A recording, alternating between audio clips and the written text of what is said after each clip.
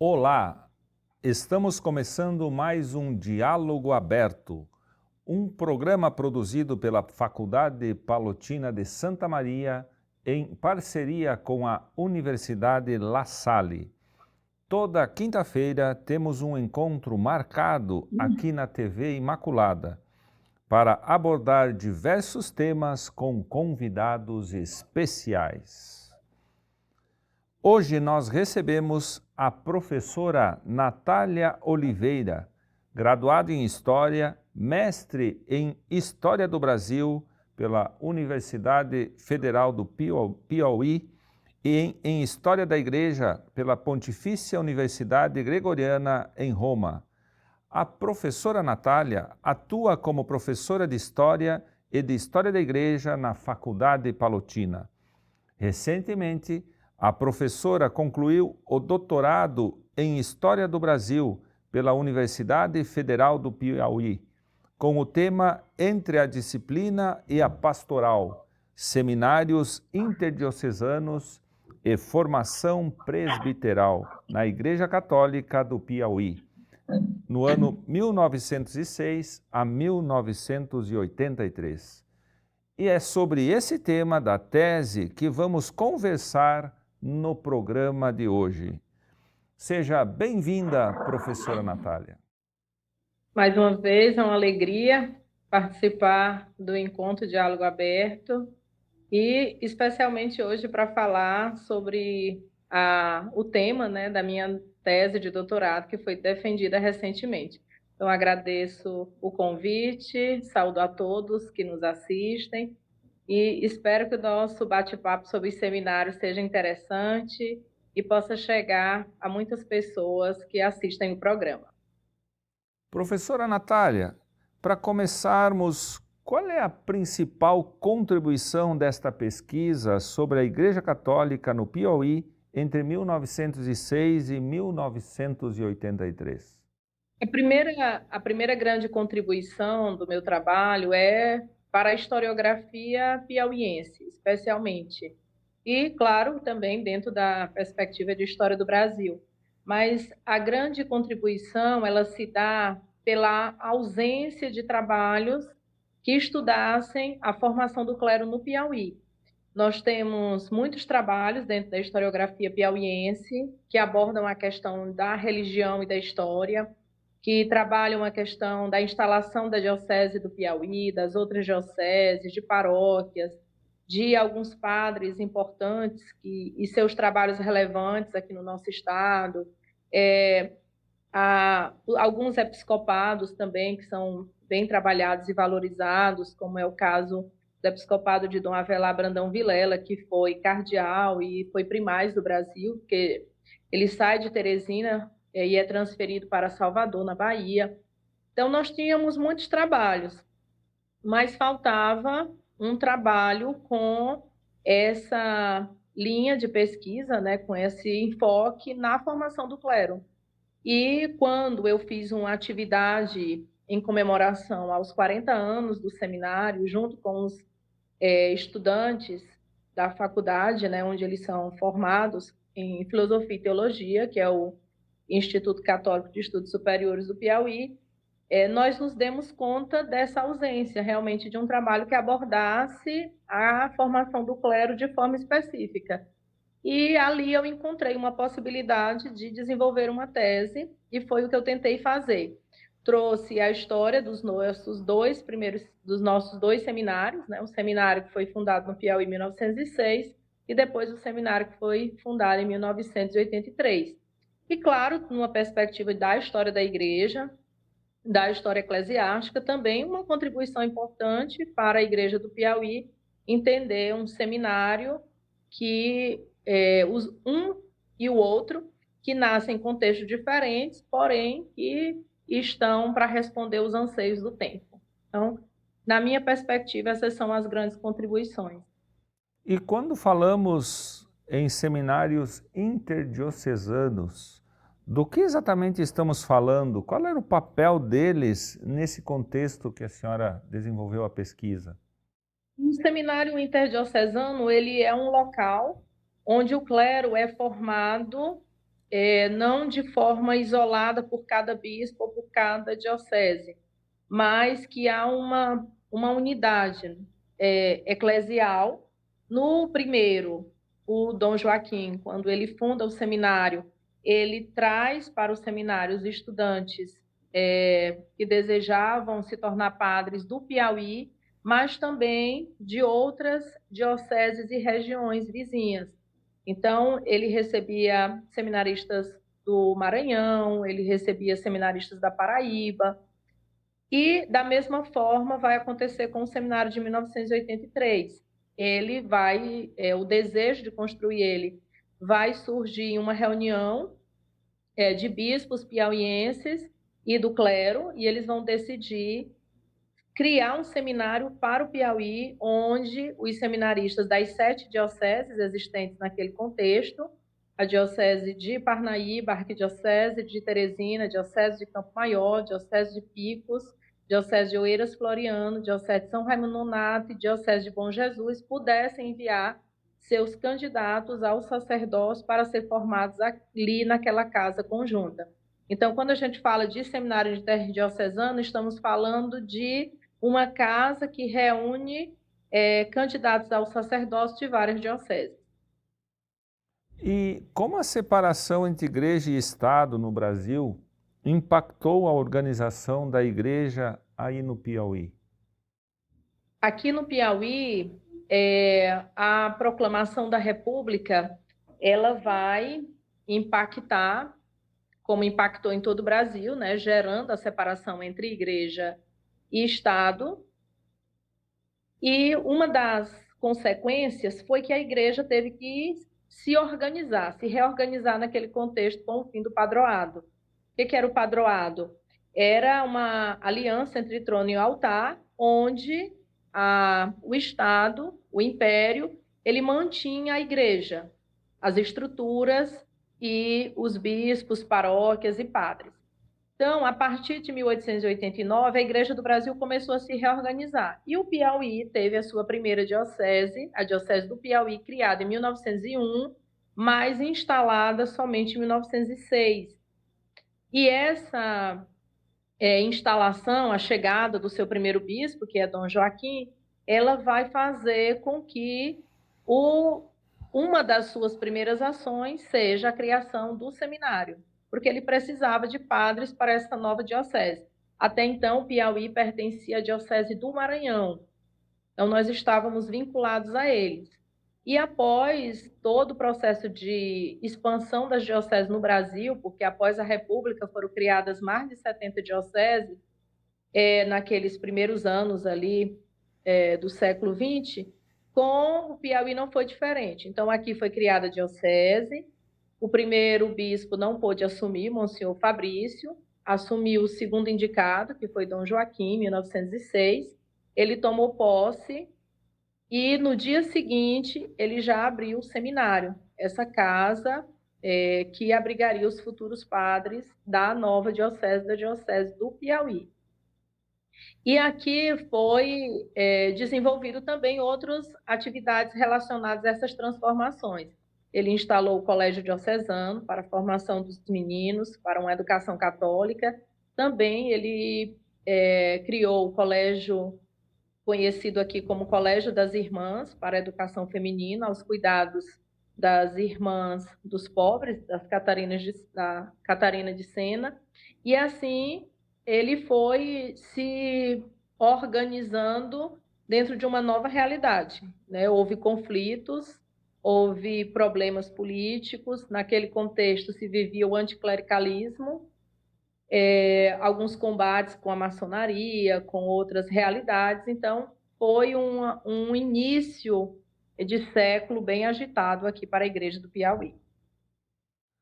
A senhora contextualiza bem a importância, então, do Dom Joaquim nesse início ali em 1906, né, tudo aquilo que ele auxiliou na fundação, né, e nessa expansão, mas em 1983, quando acontece a implantação do novo seminário interdiocesano, Qual é o contexto aí nesse segundo período?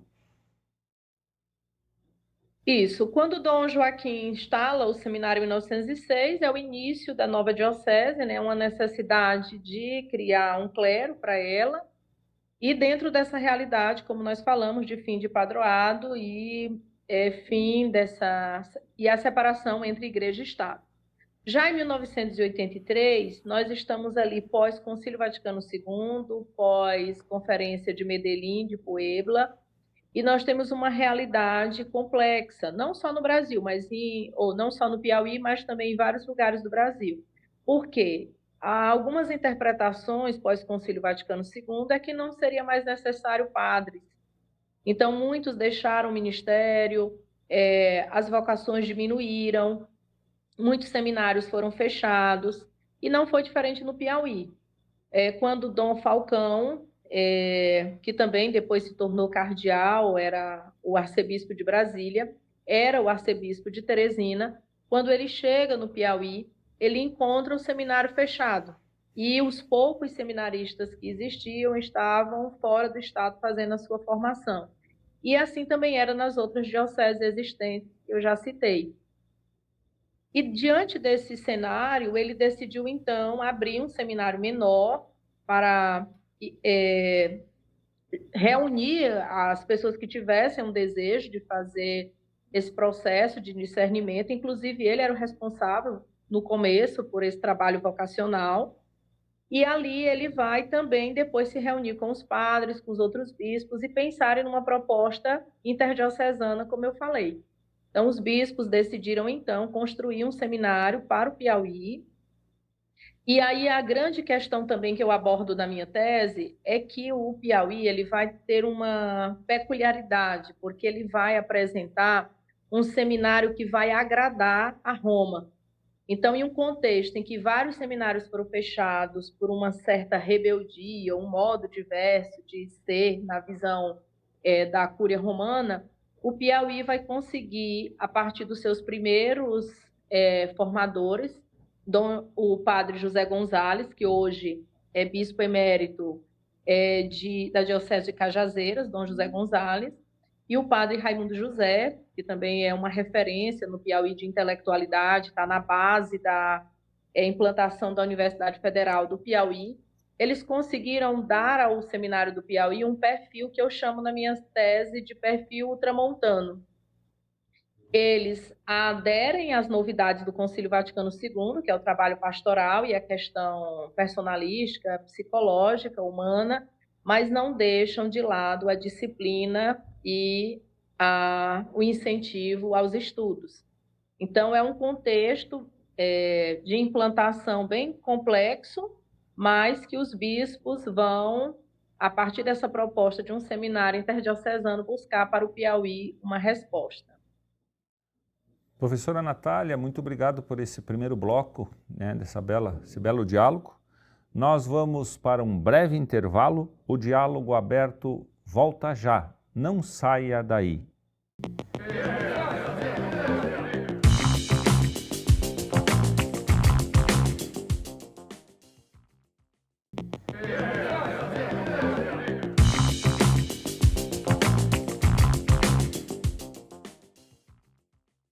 O programa Diálogo Aberto está de volta.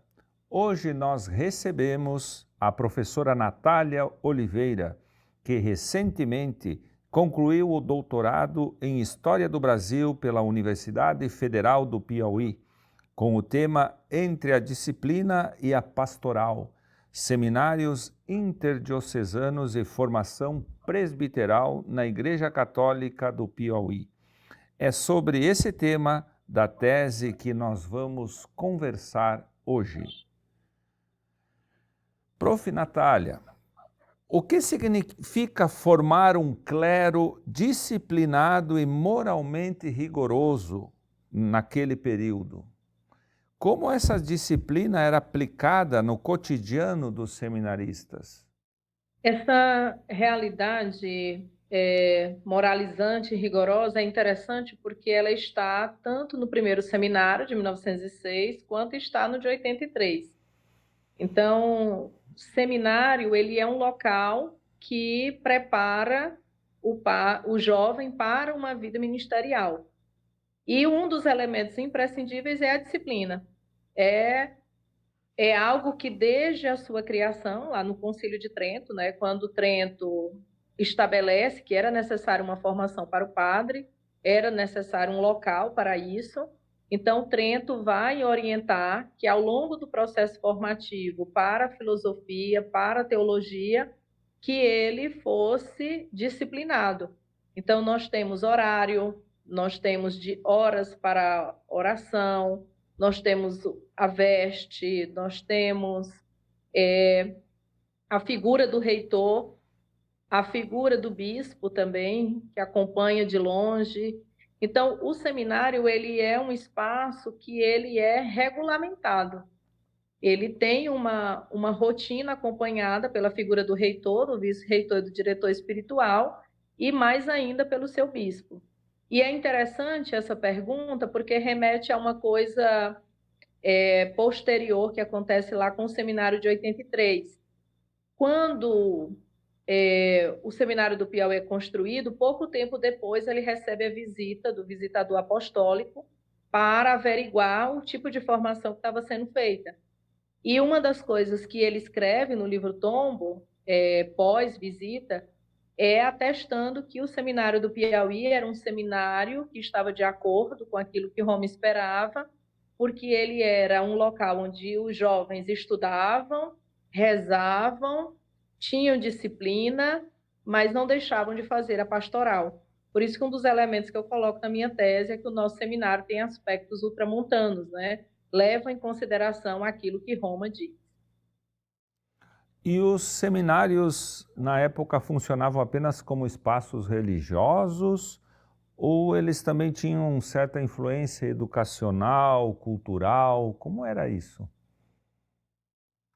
No primeiro seminário, é interessante porque havia uma proteção contra o que estava acontecendo fora, né? Então, o seminário ele buscava apresentar para os estudantes um formato, né?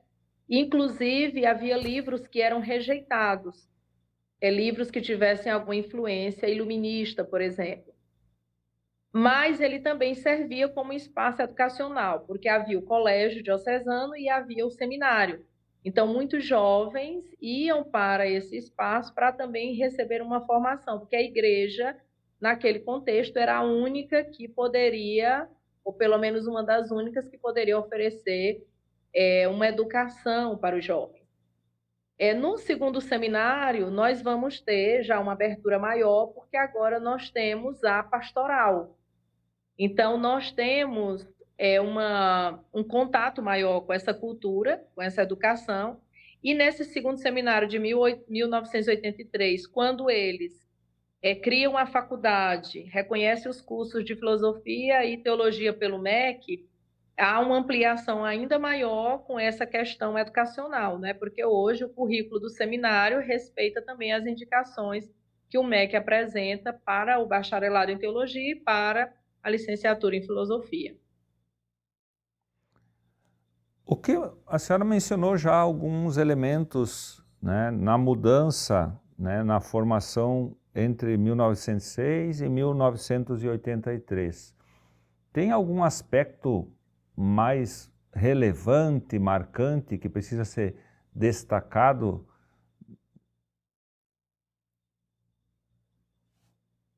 Assim, eu creio que a grande transformação que nós vamos ter entre um seminário e um outro é a questão da pastoral, né? Então, em 1906, os seminaristas eles eram colocados em um espaço para seguir uma rotina, e a pastoral que eles faziam era na missa, né?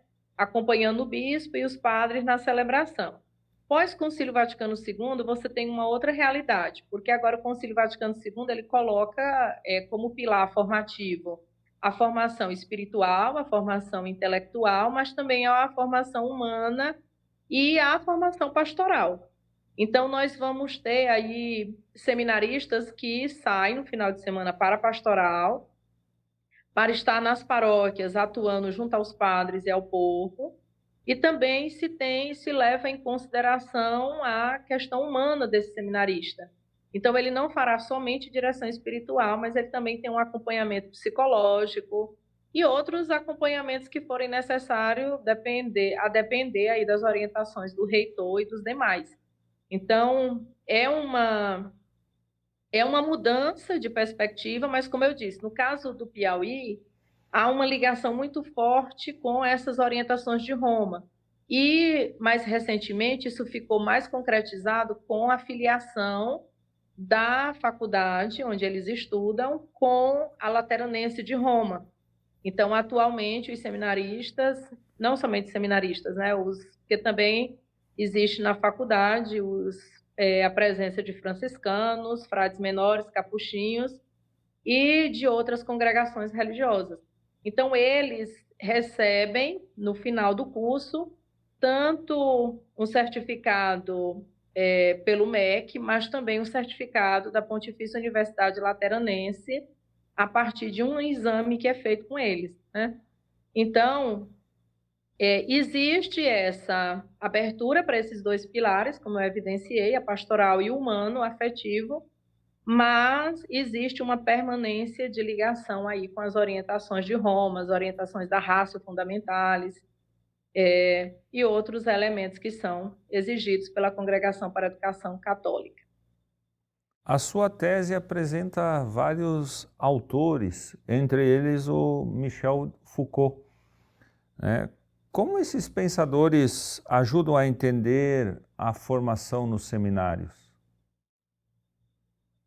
Michel de Certeau e Michel de Foucault foram muito importantes para mim porque eles trabalham com a ideia, né, da sociedade disciplinar, elementos que ocorreram a partir do século XVI, né, do fim do Antigo Regime e da Reforma Protestante, posteriormente o Concílio de Trento. Então, se estabeleceu práticas e estratégias para disciplinar a sociedade.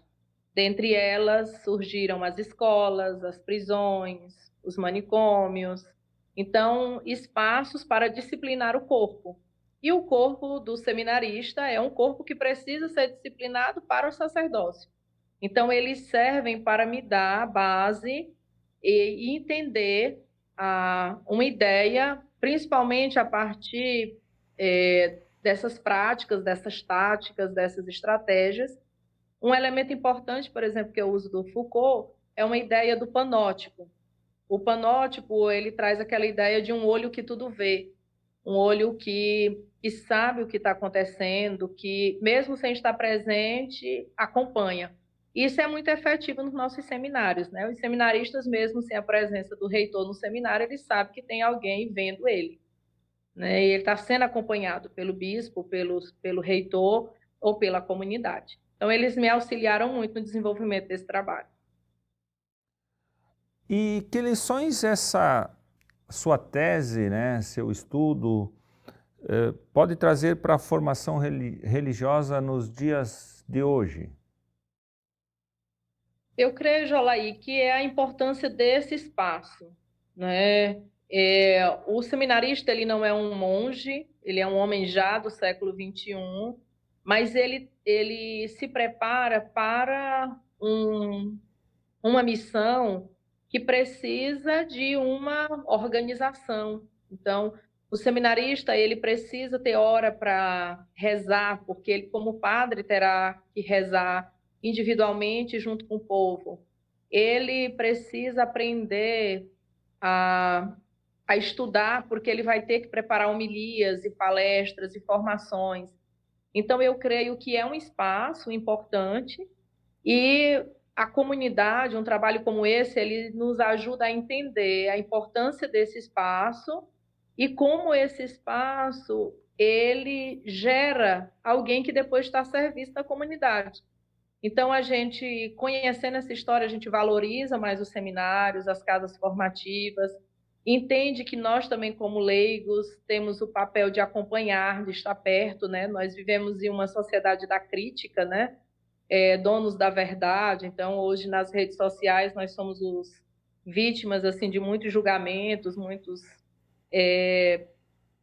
opiniões sem um conhecimento aprofundado. Então, eu creio que a minha tese, ela ajuda não só a diminuir aquela lacuna que eu falava no início sobre a falta de estudos sobre o Seminário do Piauí, mas também nos serve enquanto igreja para reconhecer que esses jovens se dispõem a estar nessas casas durante 7 anos se preparando para ser padres e nos ajudar também a entender que nós também podemos estar ali perto, próximo, ajudando, né, com nossas orações, de forma também financeira, porque é uma casa que é custosa, né, desde o seu início, lá no século XVI. Então, eu vejo como um espaço que precisa também de nós, do nosso acompanhamento, né? Não só das nossas críticas. Professora Natália, parabéns pela sua produção, né? Parabéns por todo esse enriquecimento que a senhora traz para nós, né? Nesse formato da sua tese, por esse diálogo aqui que podemos, né, ouvir um pouquinho, né, daquilo que a senhora produziu nesse tempo. Muito obrigado por aceitar nosso convite, por estar aqui, né, conosco, dialogando sobre esse tema tão importante para nós, para a nossa igreja. O nosso programa vai ficando por aqui. Muito obrigado a você aí de casa por sua audiência e nos veremos na próxima semana.